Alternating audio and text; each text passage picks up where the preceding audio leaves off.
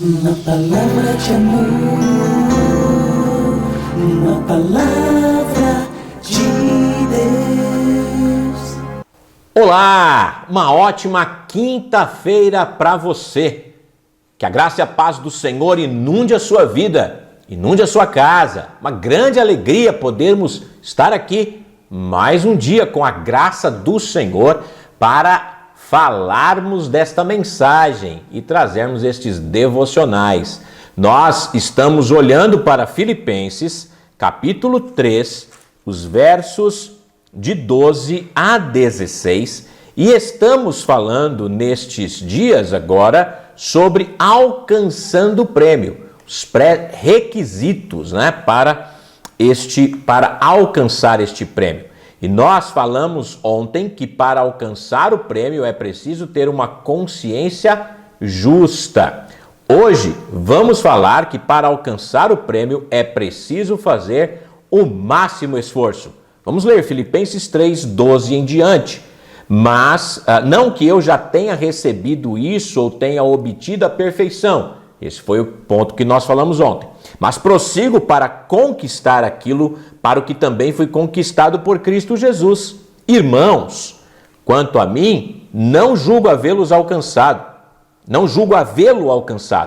mas uma coisa faço, esquecendo-me das coisas que ficaram para trás e avançando para as que estão diante de mim, prossigo para o alvo, para o prêmio da soberana vocação de Deus em Cristo Jesus. Todos, pois, que somos maduros, tenhamos este modo de pensar. E se em alguma coisa vocês pensam de modo diferente, também isto Deus revelará para vocês. Seja como for, andemos de acordo com o que já alcançamos. Os verdadeiros crentes não prosseguirão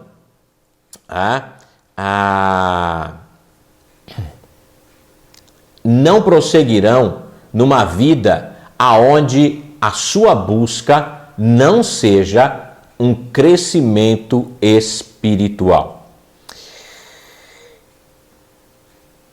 Eles têm a consciência da necessidade de crescerem.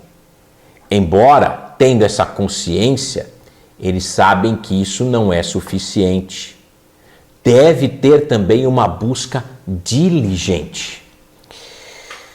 Prossigo, Paulo diz. Ou seja, há alguns meios para se executar. Paulo fala de um esforço agressivo, enérgico. Paulo perseguiu o prêmio espiritual com toda a força, forçando cada músculo espiritual enquanto corria para vencer. Paulo não está falando aqui de salvação.